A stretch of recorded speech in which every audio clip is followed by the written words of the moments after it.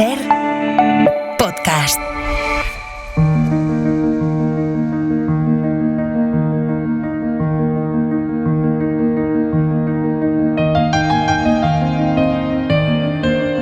Un autor en una hora. Con Antonio Martínez Asensio. Bienvenidos a Un autor en una hora. Hoy les vamos a contar Ana María Matute. Ana María Matute es una de las más grandes autoras españolas del siglo XX. Mucha gente la ha intentado asimilar a la literatura fantástica exclusivamente, que ella ha escrito con destreza, pero la mejor Ana María Matute es la que narra, como nadie, la pérdida de la inocencia, el terrible momento del estallido de la guerra civil y la posguerra, que ha contado maravillosamente. Sus novelas no solo son estremecedoras, sino que también, estructuralmente, son muy brillantes. Ana María Matute Ausejo nace en Barcelona el 26 de julio de 1925. Es la segunda de 5 hijos de una familia de la burguesía catalana, conservadora y religiosa. Antes de ella nace su hermana Conchita y después de ella sus hermanos José Antonio, José Luis y María Pilar. Sus padres están convencidos de que va a ser un niño, así que compran ropa de varón y creen que le llamarán José Antonio. Tanto es así que en su ropa están bordadas las iniciales J.A.M. Su madre es hija de un terrateniente de La Rioja y su padre, catalán, Facundo, es dueño de la fábrica de paraguas Matute Sociedad Anónima. Durante la infancia de Ana María es su madre la que intenta encauzarla y el padre el que le cuenta historias increíbles al volver de sus viajes de negocios por Francia e Inglaterra. Ella misma lo cuenta. Mi padre era un mediterráneo auténtico y mi madre una castellana de pura cepa. Mi padre habría sido amigo de Ulises y mi madre habría sido amiga del Cid Campeador. Creo que con eso lo digo todo. En la familia de Ana María Matute tienen una niñera que les lee los cuentos de Andersen y los hermanos Grimm y Perrault desde muy pequeños. Ana María es muy imaginativa desde pequeña. No le gusta jugar a las cocinitas ni con las muñecas. Criarse en Barcelona ayuda a Ana María Matute a conocer una ciudad industrializada cerca de los acontecimientos sociales. Durante su niñez vive en Madrid un tiempo, pero casi nunca acude a la capital como escenario para ambientar sus novelas. En Madrid, Ana María es la catalana y en Barcelona, la madrileña. Esa sensación de no pertenecer a ningún sitio del todo la va a marcar durante toda su vida. A los 5 años cae gravemente enferma, está a punto de morir por una infección renal. En Madrid y en Barcelona va al mismo colegio, Saint-Joseph de Cluny. No puede hacer amistades duraderas porque pasan unos meses en Madrid y otros en Barcelona. Las monjas de sus colegios la aíslan todavía más. Si la madre es estricta, las monjas enfatizan todo el doble, lo que genera en Ana María cierta tartamudez. Las profesoras y las compañeras se ríen de ella. Entre el miedo que me daban las monjas y el miedo que me daba mi madre cuando oía sus tacones por el pasillo, perdí el habla. La inseguridad que le provoca su tartamudez le hace pasar mucho tiempo en silencio y es entonces cuando empieza a escribir cuentos e ilustrarlos, inspirada especialmente en los cuentos de Andersen. Firma como Ana María Matute. En la novela Paraíso Inhabitado está muy bien contada toda esa etapa, la grave enfermedad que tuvo, el colegio y su mala relación con las monjas y la mala relación que tenía con su madre. También cuenta en Paraíso Inhabitado la pérdida del habla y, por supuesto, los cuentos y las lecturas y todo lo que aprendió de esas lecturas. En los cuentos de Andersen, el gran cómplice de mis primeros años, había aprendido que las flores tenían su lenguaje, sus bailes nocturnos, donde reinaban y poco después languidecían hasta acabar en la basura. Pero sobre todo, aprendí que existía un lenguaje secreto, un lenguaje al que yo tenía acceso. Un día dobla una hoja en 4 partes y le coloca una grapa que ha arrancado de un ejemplar del periódico y decide que aquel es su primer libro. Lo titula Fantasías. La primera mitad de los años 30 marca una época muy feliz en la vida de Ana María Matute. Se dedica a jugar, a imaginar, a dibujar y a escribir. Y escribe aquellas historias que le hacen muy feliz. Incluso cuando está castigada sigue imaginando sin pausa. Esos primeros cuentos, al igual que su primera novela, Pequeño Teatro, los escribe a mano. Luego se pasa a la máquina de escribir. Al hablar de su infancia, ella afirma que siempre se sintió la niña rara, incomprendida. Tanto en el colegio como en casa era la rarita. Durante la Segunda República los colegios empezaron a modernizarse. En el suyo fueron entrando docentes con otra mentalidad.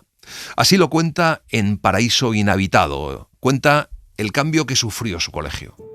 Saint-Maur ya no se llamaba así, sino Educación Femenina.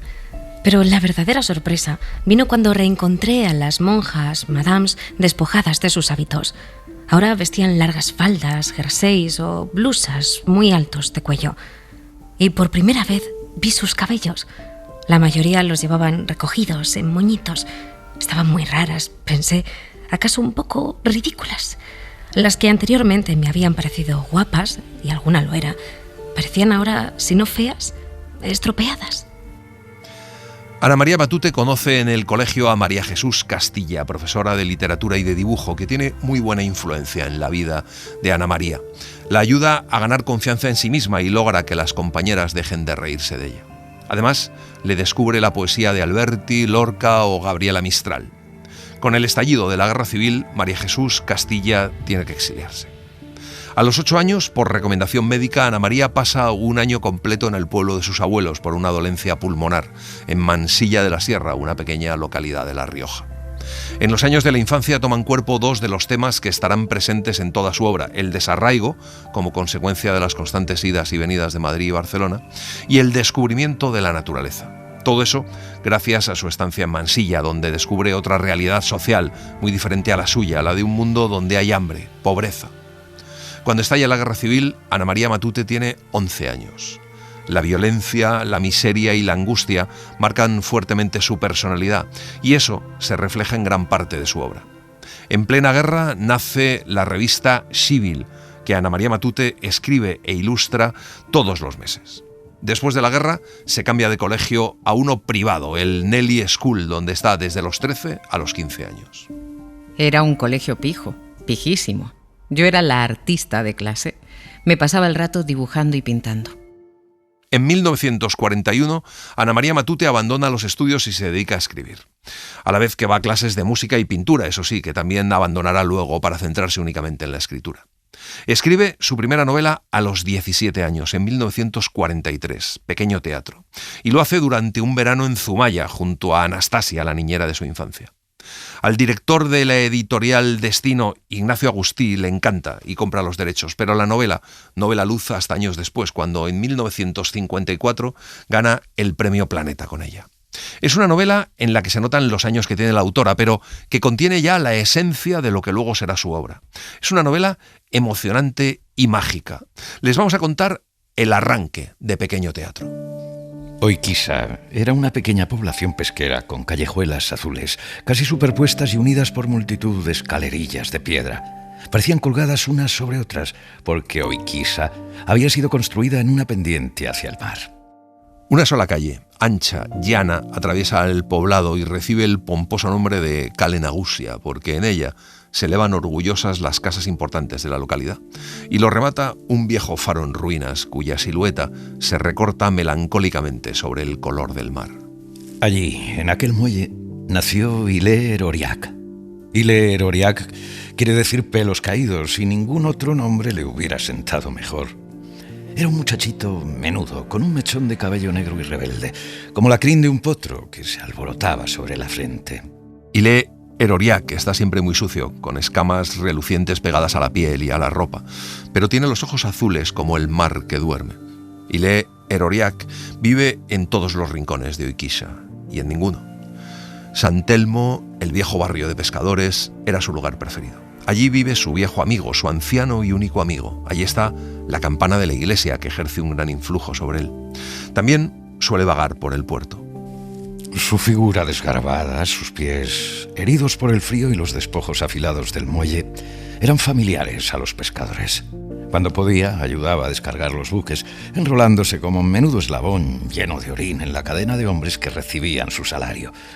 Comía alguna cosa que le daban, restos del rancho de algún barco, que recogía en una lata vacía, y se gastaba el dinero en vino o en aguardiente para alegrar su corazón y sus pensamientos. A menudo, en las tardes de sol, se sienta apoyando la espalda contra la pared y contempla un gran letrero rojo que resalta sobre el blanco muro de la oficina del puerto, donde dice Kepa de Bar, consignatario de buques. Hilaire Auriac no hace más que darle vueltas a ese nombre y a lo que sabe de él. En el fondo de su alma guarda una inmensa admiración hacia aquel ser, A cada paso hay carteles donde pone su nombre: Kepa de Bar, almacenes de carbón; Kepa de Bar, fábrica de cemento; Kepa de Bar, oficinas. Y así, Kepa de Bar se convierte para Hilaire Oryac en un ser fantástico, en el más grande de los hombres. Hilaire Oryac era de cortos alcances, tardo en hablar, y había quien hallaba estúpida su sonrisa. Sus escasas palabras a menudo resultaban incoherentes y poca gente se molestaba en comprender lo que decía. Sin embargo, había un rayo de luz fuerte y hermosa luz que atravesaba el enramado de sus confusos pensamientos y le hería dulcemente el corazón. Su extraordinaria imaginación le salvaba milagrosamente de la vida. El hombre que mejor le conoce es un anciano, dueño de un mundo mágico, un teatro de marionetas. Vive en la parte alta de Oiquisa y muchas veces comparten la comida. Si al llegar la noche el anciano encuentra al muchacho acurrucado en las gradas de la iglesia, le lleva a su cubil debajo del teatro donde el anciano tiene su vivienda. Hilaire Oryac duerme en un estante empotrado en la pared junto a los muñecos rotos. El anciano era jorobado y deforme, y en Oiquisa llamábanle Anderea. Él mismo tallaba sus muñecos, él mismo trenzaba sus historias. Amor y odio vivían bajo la noche azul con estrellas de estaño, su pequeña vida de mentira. Allí estaban todos: Colombina, grácil y voluble, el alegre Arlequín y Pierrot, el romántico. Hay un muñeco que resiste al tiempo como si fuera eterno porque nadie sabe cuándo nació y no parece querer morir. El anciano le quiere y le cuida más que a ninguno porque es un polichinela jorobado que se parece a él. Kepa de Bar era un hombre corpulento que lucía una hermosa perla prendida en la corbata. Vivía en la mejor casa de Cale, en Agusia. Era dueño de media población y se había casado con una Antía, la mejor muchacha de la mejor familia de Oiquisa, se había dicho. Pero ella murió, dejándole una niña de pocos días y un extraño vacío en el corazón. En 1944, Ana María Matute publica un cuento titulado El chico de al lado, y en 1948 su primera novela, Los Abel, que queda finalista del Premio Nadal. La editorial Destino decide publicarla antes que Pequeño Teatro. Este es el momento en el que se considera que nace la Matute. Los Abel está inspirada en la historia bíblica de Adán y Eva a través de una familia que tras la guerra civil crea en su casa y en su entorno un ambiente tenso y apasionado con unas vidas tristes y atormentadas que no escapan al clima de angustia y agotamiento general. Así comienza esta magnífica novela. Una vez siendo niño estuve enfermo y después, cuando empezaba la nieve a derretirse, mi madre me prometió llevarme al campo. Una fría mañana nos perdimos por una carretera que ascendía entre barrancos y se adentraba en la sierra. Parecía una ruta soñada. Llegamos a un mundo distinto.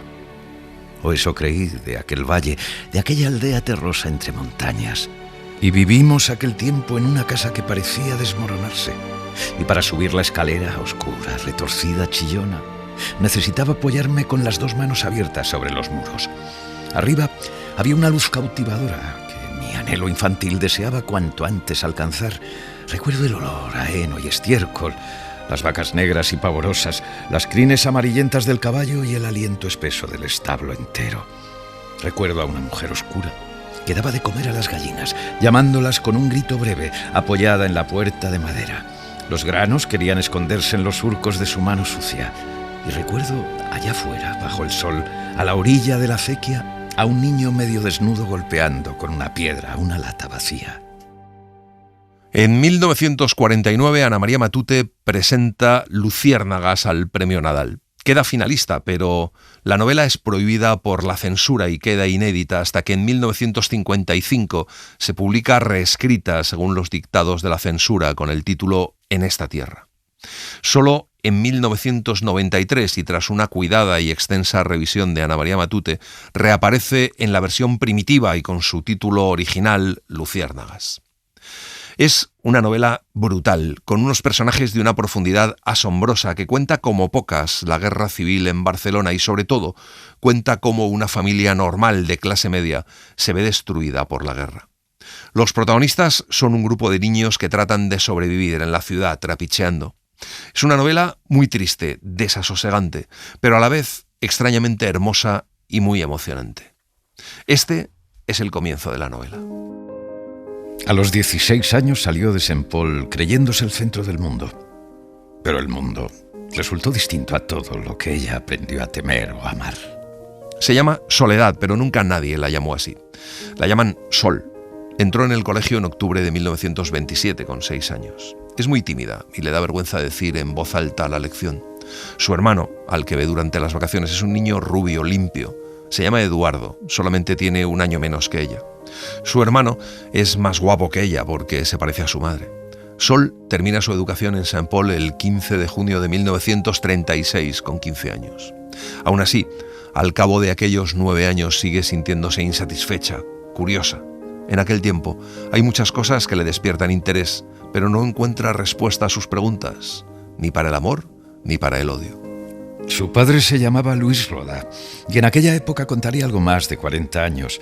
Era dueño de unos talleres de fundición que constituían el patrimonio de los Roda desde hacía 3 generaciones. Era un hombre alto, delgado, pero de una gran fuerza física.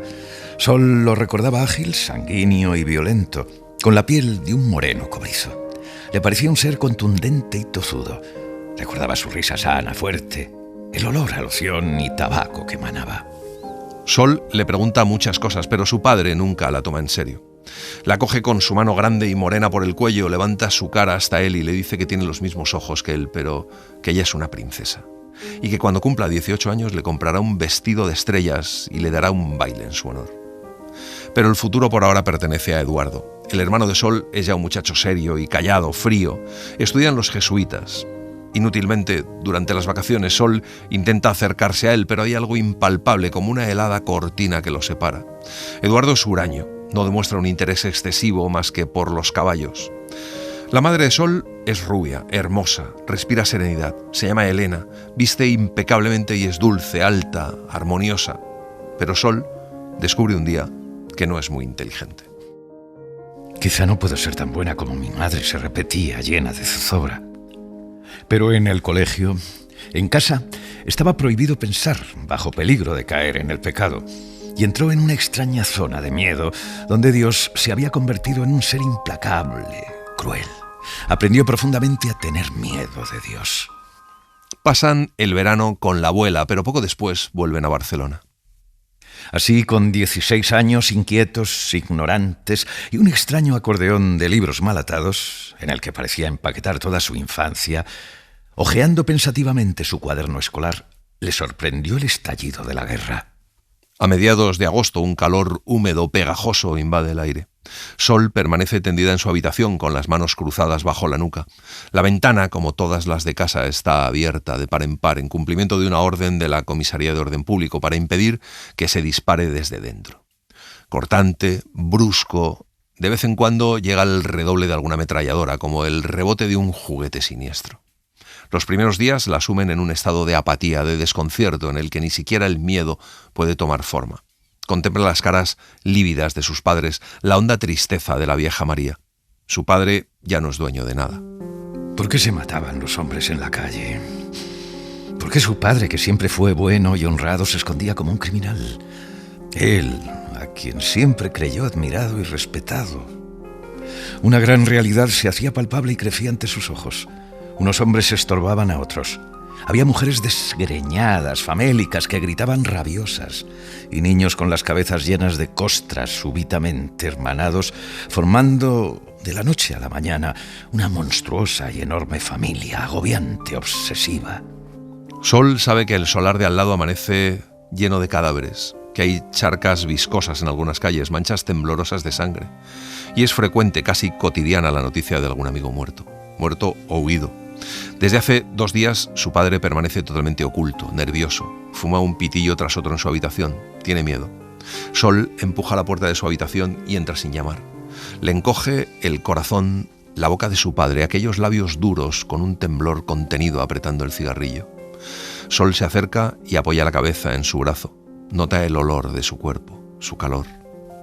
Supo de pronto que tenía que decirle algo, explicarle lo que le gritaba dentro del pecho. Pero no podía. Y se estremeció. De improviso, tuvo la sensación de que debía ahorrar tiempo, que algo se precipitaba en torno a ellos dos. Debía darse prisa en hablar con él de todo lo que guardó durante años en sí misma, y no sabía decir.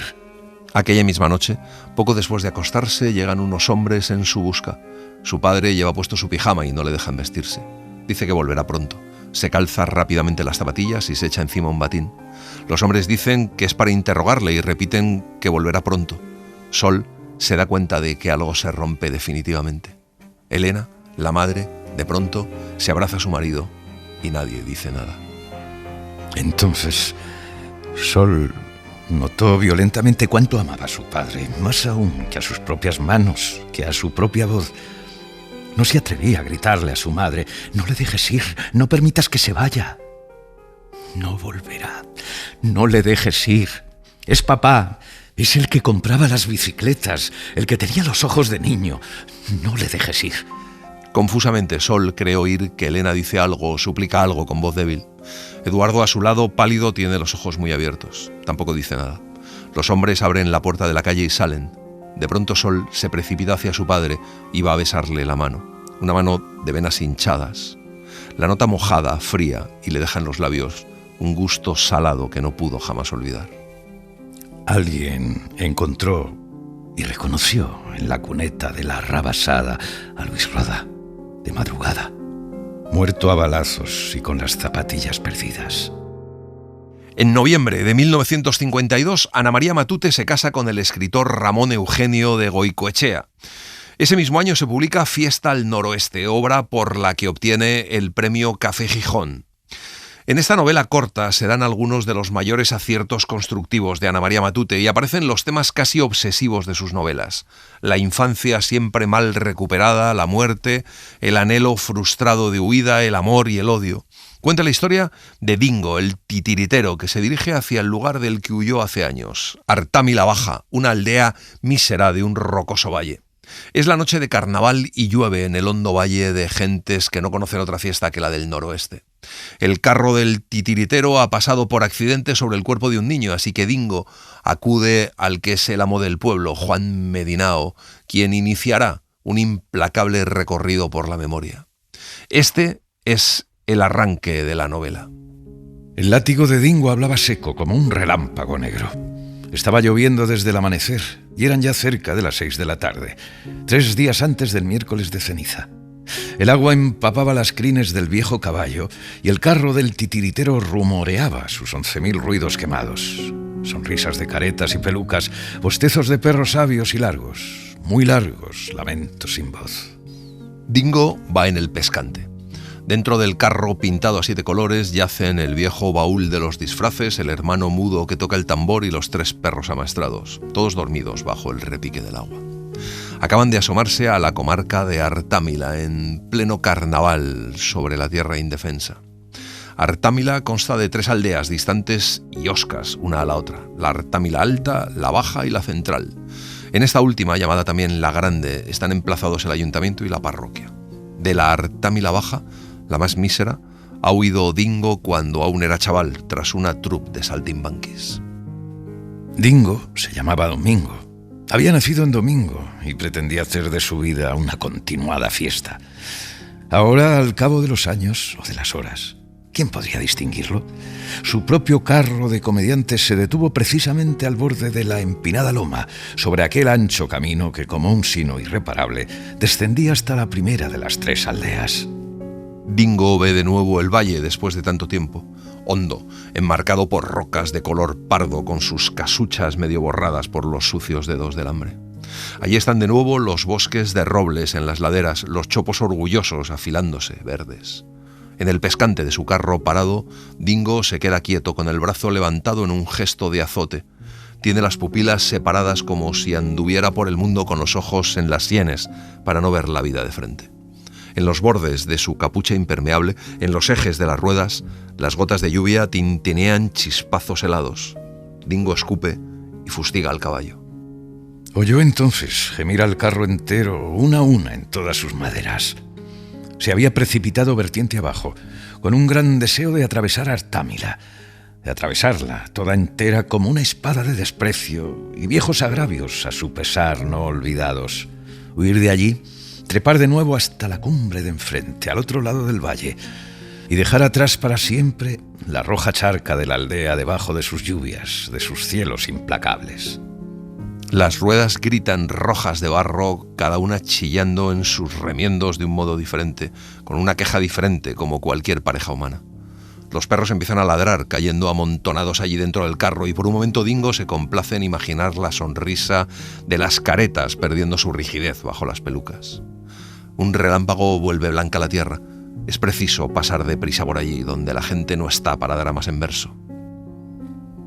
Es posible que Dingo viera al niño, tal como apareció de pronto en un recodo. Era una flaca figurilla, inesperada, nueva, lenta, muy al contrario de él. Lo cierto es que no pudo evitar atropellarle. Le echó encima, sin querer, toda su vida vieja y mal pintada. Frena como puede, doblándose entre el gemir del carro. Unas salpicaduras de limo le manchan la barba y Dingo presiente un tierno y fresco crujir de huesos en las ruedas. Luego le cae el silencio, como si una mano ancha y abierta descendiera del cielo para aplastarle definitivamente contra el suelo del que desea huir. Acababa de arrollar a una de esas criaturas que llevan la comida al padre pastor. Unos metros más allá quedó la pequeña cesta, abierta y esparciendo su callada desolación bajo el resbalar del agua. Ana María Matute se define a sí misma como una joven muy rebelde, que rechaza las convenciones establecidas sobre lo que debería ser el comportamiento de una joven en los 50. Asiste a las tertulias en las que se encuentra con Goytisolo, los Grandel, gente del teatro, todo gente mayor que ella. La llaman el pequeño cosaco porque aguanta mucho bebiendo. Es muy feliz en esa época, pero con su matrimonio pone fin a toda su etapa de vida bohemia. A nivel personal inicia una fase muy difícil. Mi marido era un vividor. Vivía de mí. Me apartó de todo el mundo, de mis amigos, de mi familia. 2 años después nace su único hijo, Juan Pablo, al que dedica gran parte de sus obras infantiles. En 1954 gana el Premio Planeta con Pequeño Teatro. En esos tiempos comparte gran amistad con Carmen Martín Gaite, Ignacio Aldecoa y Josefina Aldecoa. En 1956 muere su padre, Facundo. Ana María Matute publica uno de sus libros más emblemáticos, la colección de cuentos Los niños tontos. Ana María ha compuesto cuentos desde muy pequeña y este es su primer libro de relatos, pero la gran diferencia es que concibe este volumen como una unidad. Hay hasta microrrelatos que pueden ser hasta poemas en prosa. Sí, tienen mucho de poemas, pero no lo son. Cuentos tampoco, son niños tontos. No se les puede llamar de otra manera. Yo decía, voy a escribir un niño tonto mientras estaba esperando en el dentista, en el médico, aguardando a mi marido en un bar. De esas esperas iban surgiendo esos niños tontos que de tontos no tenían ni un pelo. En 1958 Ana María Matute publica Los hijos muertos, considerada una de las novelas más importantes del siglo XX en España. Es uno de los principales hitos en la carrera literaria de Ana María Matute. De ella, Almudena Grandes dijo que era la mejor novela que había leído sobre la posguerra española. En Los hijos muertos, la tierra está amasada de capas superpuestas de muertos que proyectan su halo sobre los vivos. Ana María Matute intenta comprender las causas últimas de la injusticia y el odio. Cuenta la historia de Daniel Corvo y Miguel Fernández a través de sus familias. No cuenta directamente los acontecimientos históricos, pero estos influyen en las actuaciones de los personajes y nos muestra una nación enfrentada, dividida y rendida ante el odio y la barbarie. Fue Premio de la Crítica en 1958 y Premio Nacional de Literatura en 1959. Así comienza este novelón. En Egroz, a últimos de enero de 1948, el guardabosques de los Corvos se mató, sin querer, cuando la batida contra los lobos. Decían que el arma que usó era vieja y mala y le estalló en la cara, dejándosela como una esponja. Como era hombre sin parientes ni amigos, únicamente fueron a enterrarle el viejo Gerardo Corvo y los chavales de la escuela, porque les obligó el cura. Los chicos se hartaron de tirar piedras a la caja, mezcladas en los puñados de tierra de rigor, porque les encantaba el ruido al chocar contra la madera de la tapa.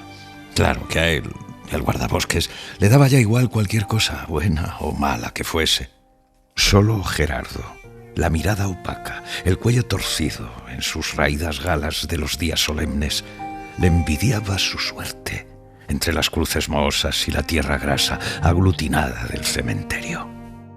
Ana María Matute recibe una beca de la Fundación Juan March, gracias a la cual puede escribir su trilogía Los Mercaderes, una obra maravillosa compuesta por Primera Memoria, Los soldados lloran de noche y La trampa, escritas con la intención de describir la degradación y envilecimiento de un mundo injusto, fundado en la especulación del hombre sobre el hombre.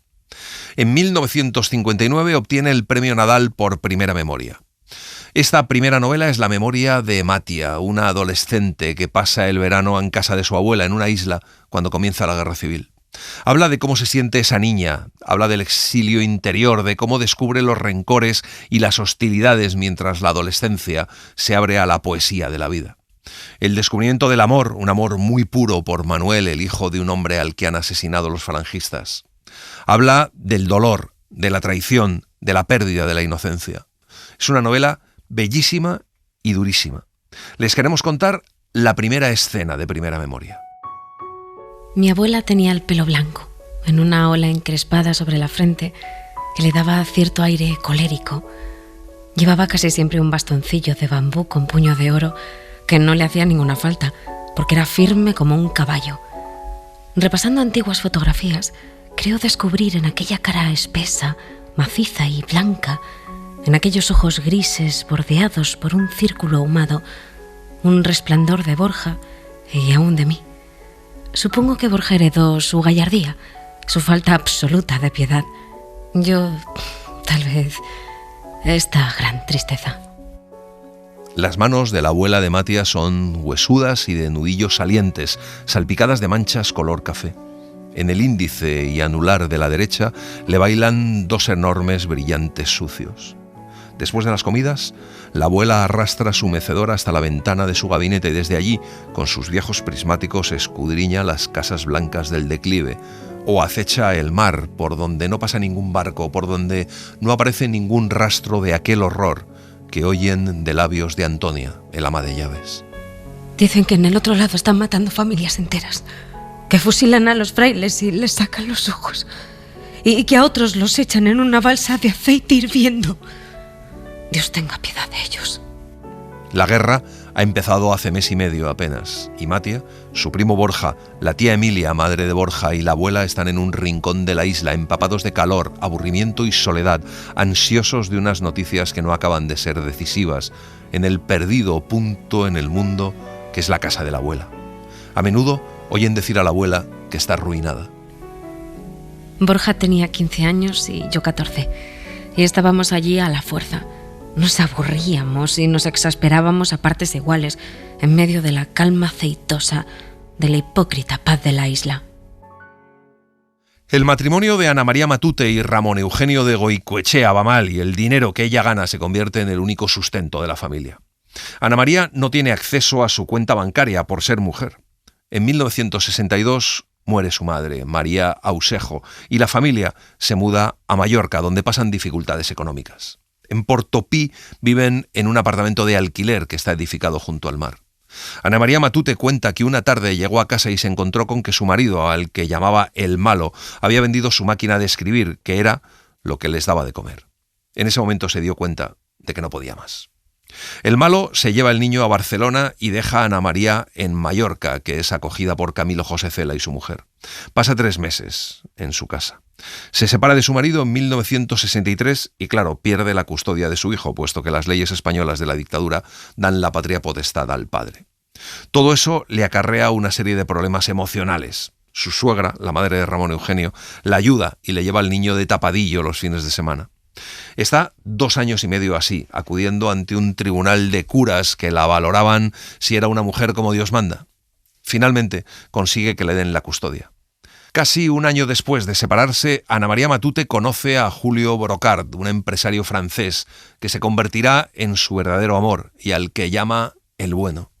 Están juntos 28 años.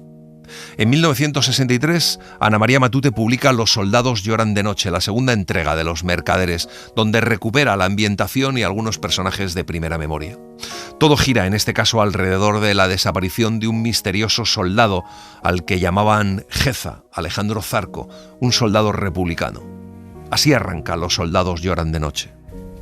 A finales del año 1934, un día lluvioso, festivo en el calendario, llegó a la isla un hombre llamado Alejandro Zarco. Amigos, conocidos e incluso enemigos le llamaban Geza, con misión de observar las actividades del partido, poco floreciente en aquella zona. Geza era un hombre alto y delgado, con el cabello prematuramente blanco y ojos azules. Se dio a conocer a muy pocos, a José Taronjí y los hermanos Simeón y Zacarías. No fue a ser activista, sino simplemente a analizar y reportar al Comité Central de Madrid con objeto de planificar un aumento de actividades. Manuel, el primer amor de Matia, es el protagonista de esta segunda parte. Con apenas 20 años y una infancia marcada por la muerte del marido de su madre, José Taronjí, Manuel representa la entrada de lleno en la edad adulta sin un resquicio de piedad.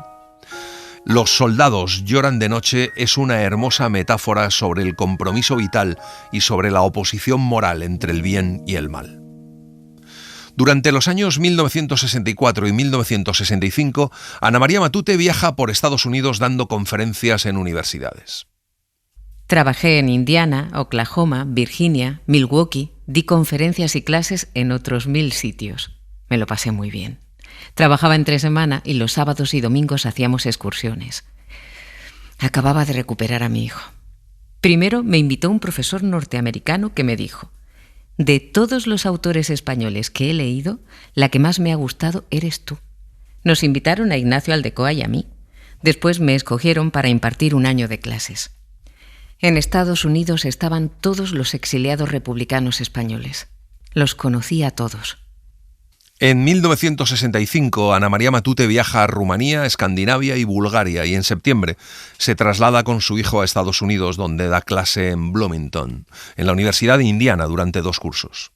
En 1968 se publica su colección de cuentos Algunos muchachos y Ana María Matute comienza a colaborar en Diario Femenino. En 1969 publica La trampa, la tercera parte de la trilogía Los mercaderes.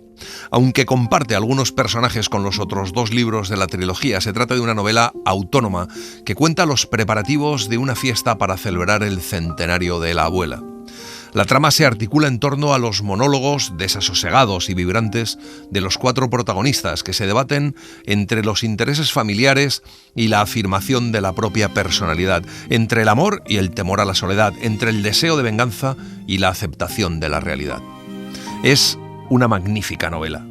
Así comienza La trampa. El curso del tiempo está ahí, mano de uñas finas, pequeña garra de pájaro que tanto odié. ¿Por qué se marchita el odio también? El odio era fresco, ácido como ciertas frutas. Sin duda alguna la mano es vieja, pero los dedos no tiemblan mientras mondan cuidadosamente los albaricoques. Yo siempre como enteros los albaricoques, con su piel, con dentera y placer, con cierta ingenua crueldad. Entonces, hace tiempo, ella decidía lo que era y no era correcto, tanto en la mesa como en el mundo que me destinaba. Sin embargo, una vez ensartó en la punta del cuchillo 3 o 4 pepinillos en vinagre y se los comió. Aséptica, implacable, soez y olímpica. La recuerdo, en ristre, el cuchillo, gastado y afilado por el uso, más útil que una navaja. La recuerdo contraviniendo sus códigos, sus amonestaciones, su ley. La vuelvo a ver ahora y sigue pareciéndome, igual que entonces, delincuente y ejemplar.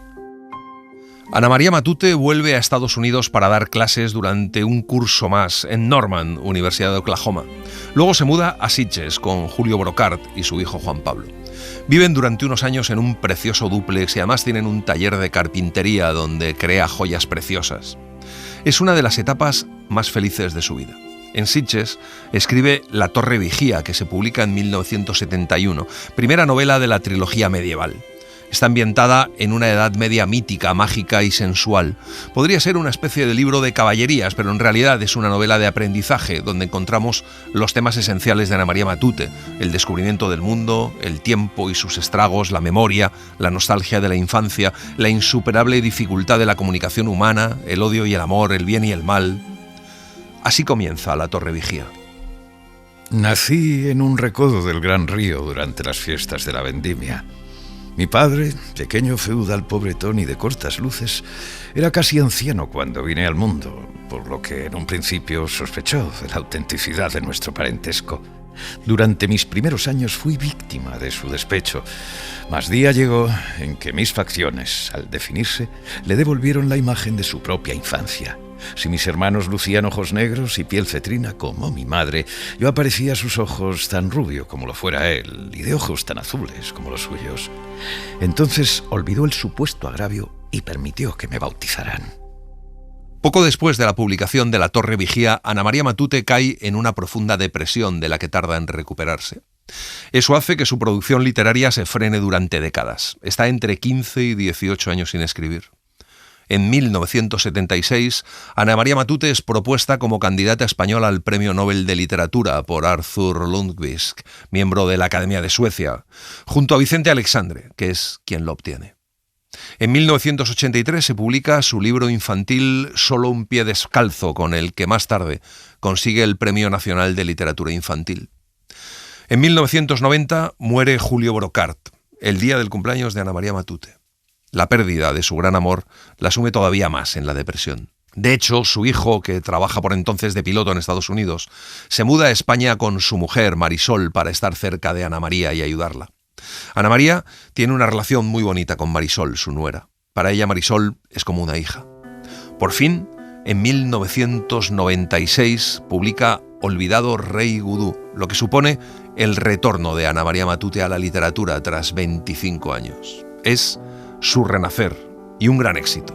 En un mes se venden 100.000 ejemplares. Olvidado Rey Gudú cuenta la historia del reino de Olar, un imaginario país del norte europeo gobernado por Gudú, guerrero rudo e incapaz de amar, y por su madre, la reina Ardid, ambiciosa y muy hábil para manipular a quienes la rodean. La acción transcurre en los tiempos del Alto Medievo. Ana María Matute desarrolla una saga legendaria por la que transitan seres humanos mezclados con criaturas fantásticas. Pero es una gran metáfora del alma humana, sus deseos y sus inquietudes. Así comienza este Olvidado Rey Gudú. Los hijos del conde Olar heredaron la extraordinaria fuerza física, los ojos grises, el áspero cabello rojinegro y la humillante cortedad de piernas de su padre. Sicrosio, el primogénito, tenía más rojo el pelo. También eran mayores su fuerza y corpulencia, su destreza con la espada y su osadía. Por el contrario, de entre todos ellos, resultó el peor jinete, precisamente por culpa de aquellas piernas cortas, gruesas y ligeramente zambas que algunos, bien que a su espalda, tildaban de patas. Si hubo algún incauto o malintencionado que se atrevió a insinuarlo en su presencia, no deseó o no pudo repetirlo jamás. Desde temprana edad, Sicrosio dejó bien sentado que no se trataba de una criatura tímida, paciente ni escrupulosa en el trato con sus semejantes. Su valor y arrojo, tanto como su naturaleza, no conocían el desánimo, la enfermedad, la cobardía, la duda, el respeto ni la compasión. En 1998, Ana María Matute es elegida académica de la Real Academia Española, donde ocupa el asiento K mayúscula y se convierte en la tercera mujer en formar parte de la institución desde su fundación. En su discurso hace una defensa de la fantasía. Yo soy una contadora de historias. Por ello, desearía aprovechar esta ocasión tan extraordinaria para hacer un elogio, y acaso también una defensa, de la fantasía y la imaginación en la literatura, que son para mí algo tan vital como el comer y el dormir, y que opongo a la aridez de la actitud que tan a menudo nos rodea, que se niega a ver la dimensión espiritual de lo material. Siempre he creído, y sigo creyendo, que la imaginación y la fantasía son muy importantes, puesto que forman parte indisoluble de la realidad de nuestra vida. Cuando en literatura se habla de realismo, a veces se olvida que la fantasía forma parte de esa realidad, porque como ya he dicho, nuestros sueños, nuestros deseos y nuestra memoria son parte de la realidad. Por eso me resulta tan difícil desentrañar, separar imaginación y fantasía de las historias realistas, porque el realismo no está exento de sueños ni de tabulaciones, porque los sueños, las tabulaciones e incluso las adivinaciones pertenecen a la propia esencia de la realidad. Yo escribo también para denunciar una realidad aparentemente invisible, para rescatarla del olvido y de la marginación a la que tan a menudo la sometemos en nuestra vida cotidiana. En el año 2000, Ana María Matute publica la tercera novela de la trilogía medieval, Aranmanoz, una novela de iniciación a la vida y al amor protagonizada por un muchacho medio humano, medio mágico, hijo del señor de Lines y de un hada de las aguas, que parte en busca de su destino, alejándose de los demás mortales y obedeciendo a misteriosas señales de las hojas de los árboles y de los pájaros que atraviesan el cielo. Así comienza Aranmanoz. Durante los primeros años de su vida, cuando aún no le habían apartado de su madre, Orso creyó oír voces. Eran voces misteriosas y no humanas, voces que se adentraban en el silencio, que revoloteaban a su alrededor y se introducían en su mente encendiendo su curiosidad. De ellas hablaban las sirvientas en las noches junto al fuego, cuando el crepitar de los leños, el rumor de las ruecas y sus conversaciones permitían a Orso desvelar algunos de sus más escondidos secretos. Él respetaba esos secretos, los buscaba y los deseaba, pero nunca llegó a desentrañarlos del todo ni a hacerlos suyos. Eran secretos de mujeres y él no era más que un niño que sentía cómo la sed de conocimiento crecía en su interior. En 2008, Ana María Matute publica Paraíso inhabitado. Es la última novela que publicará en vida. En ella sigue ahondando en el terreno de la fantasía, pero de una forma más parecida a otras novelas suyas, como Primera Memoria. Paraíso inhabitado es una obra deliciosa, triste, mágica y lúcida. La protagonista es una niña que crece entre el horror de su colegio de monjas y el poco cariño de su madre en un mundo que no entiende y donde encuentra al único ser que la comprende. Este es el arranque de Paraíso inhabitado. Nací cuando mis padres ya no se querían. Cristina, mi hermana mayor, era por entonces una jovencita displicente, cuya sola mirada me hacía culpable de alguna misteriosa ofensa hacia su persona que nunca conseguí descifrar. Adriana tiene además 2 hermanos, Jerónimo y Fabián, gemelos y llenos de acné, que no le hacen el menor caso. De modo que los primeros años de su vida son bastante solitarios. Uno de mis recuerdos más lejanos se remonta a la noche en que vi correr al unicornio que vivía enmarcado en la reproducción de un famoso tapiz. Con asombrosa nitidez le vi echar a correr y desaparecer por un ángulo del marco, para reaparecer enseguida y retomar su lugar, hermoso, blanquísimo y enigmático. Por entonces, Adriana tiene 5 años, pero ese recuerdo tiene un lugar relevante entre los primeros años de su vida. Sabe que ha nacido a destiempo. La primera noticia concreta la tiene durante sus prolongadas escuchas bajo la mesa del cuarto de la plancha. Las personas más cercanas a ella son la tata María y la cocinera Isabel. A pesar de todo, sus primeros años no son desgraciados. Adriana se fabrica un mundo propio donde vive sumergida en algún elemento nebuloso y a veces extraordinariamente cálido. Tata María y la cocinera Isabel me habían leído la primera y contado la segunda muchos cuentos. Los libros desechados ya por mis hermanos fueron, primero en sus labios y poco más tarde leídos por mí misma, lo más revelador y dichoso de mi primera infancia. En 2007, Ana María Matute recibe el Premio Nacional de las Letras Españolas y en 2010 el Premio Cervantes. En su discurso de aceptación del premio, Ana María Matute vuelve a hacer referencia al arte de inventar historias, a toda esa tradición oral recogida por los hermanos Grimm, Pegol y Andersen, y en España por el gran Antonio Almodóvar, llamado el Tercer Grimm. Así terminó su discurso. Ojalá haya logrado transmitirles algo de mi alegría, mi gratitud por la distinción que aquí me trae. Y me permito hacerles un ruego. Si en algún momento tropiezan con una historia o con alguna de las criaturas que transmiten mis libros, por favor, créanselas, porque me las he inventado. Muchas gracias. Ana María Matute fallece en Barcelona el 25 de septiembre de 2014. Poco antes había hablado sobre la muerte. La muerte me ha inquietado mucho y me sigue inquietando porque cualquier día viene a visitarme. Me da miedo no saber si hay algo después. Espero que sí. Mi opinión sobre la muerte es que no soy partidaria de ella. En su funeral suenan dos canciones: When You Wish Upon a Star, de Cliff Edwards, y The River, de Bruce Springsteen. Sus cenizas se esparcieron en Mansilla, su refugio de infancia.